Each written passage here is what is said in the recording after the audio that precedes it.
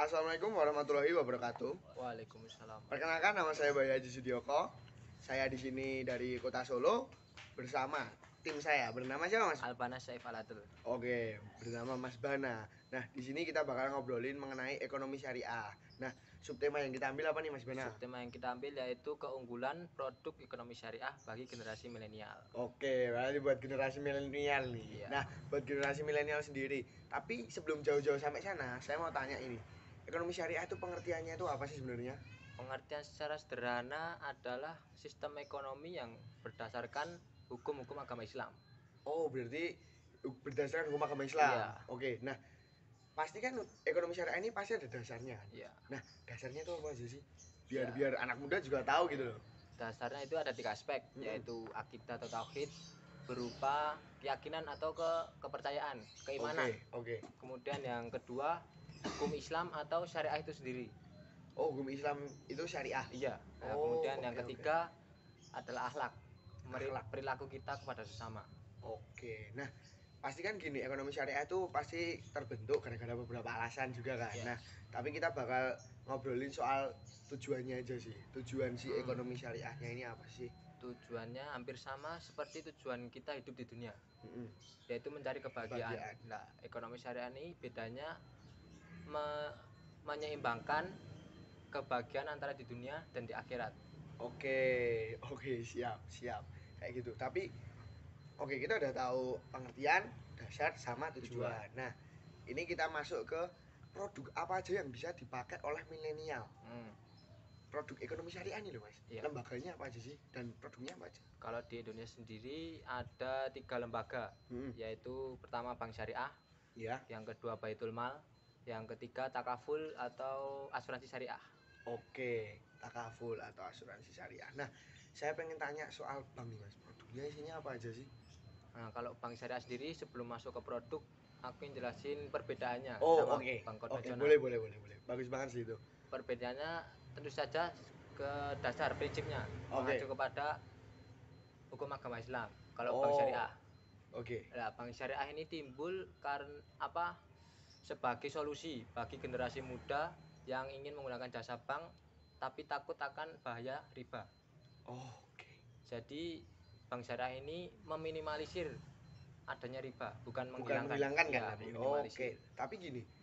Kan udah tahu nih apa Ya. tujuan si bank syariah ini. Ya. Tapi gini, produk yang relatable dengan anak muda kayak saya nih, saya pakai apa, pengen pakai produk bank apa ya yang cocok dan relatable buat anak muda. Sebenarnya hampir sama sih sama bank konvensional. Seperti tabungan, deposito, giro, kayak pegadaian, sama lisi. Tapi yang mendasar kembali lagi ke hukum agama Islam itu sendiri. Hukumnya yang beda. Setiap produk atau fasilitas bank itu selalu mengacu kepada hukum agama Islam. Oke, kita langsung aja masuk ke ini, Mas. Saya mau lanjut tanya ke asuransi syariah.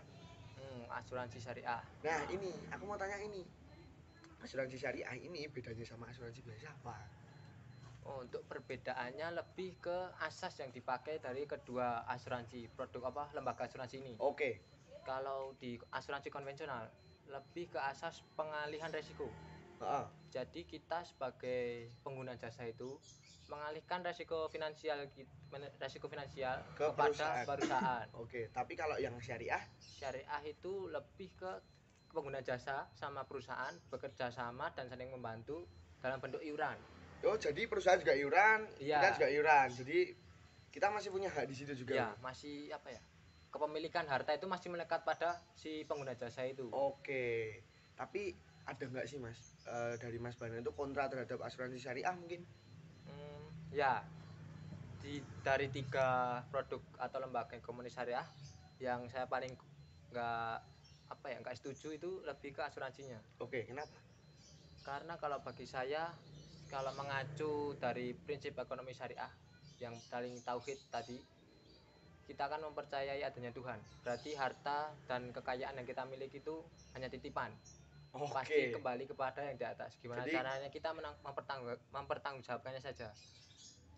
Oke. Jadi kan nggak usah takut terjadi apa-apa. Biasanya kalau kan kita percaya Tuhan. Pengguna jasa asuransi kan biasanya karena khawatir, takut, cemas, bagaimana kalau terjadi musibah harta kita bagaimana, keluarga kita bagaimana. Itu karena mereka takut, makanya mereka menggunakan jasa asuransi syariah.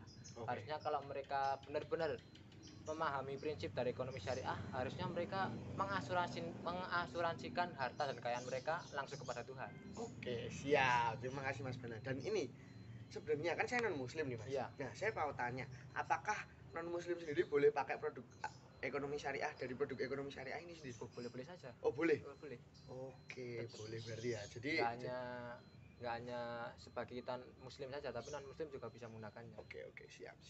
No. Nah, ini saya yang akan tanya nih. Oke, boleh, silakan. Dengan adanya ekonomi syariah di Indonesia, pandangan kamu sendiri sebagai non muslim, apakah fine-fine aja, mendukung, atau malah ada kontra di pribadi kamu? Mengapa hanya ada ekonomi syariah, nggak ada ekonomi berdasarkan hukum-hukum agama lain? Oke, kalau terkhusus agama kamu. saya sendiri gini, dalam ekonomi syariah sendiri saya gini, Islam itu malah bagus loh, bisa menggenjot ekonomi Indonesia. Dia karena mayoritas juga muslim kan. Oh iya. Jadi dia menggunakan prinsip Islam, terus dia menggenjot ekonomi, jadi itu bagus-bagus aja sih. Dan saya juga malah tertarik. Yang kurang itu ini, edukasinya dari pemerintah itu kurang. Jadi saya sendiri kurang mengerti, oh ekonomi syariah itu apa sih, jadi saya kurang mengerti, jadi bingung. Malah mendukung ya? Mendukung, saya mendukung kayak gitu. Nah, ya presentasi dari kita sudah selesai. Terima kasih buat teman-teman yang udah nonton. Ya, terima kasih. Good luck. Dah.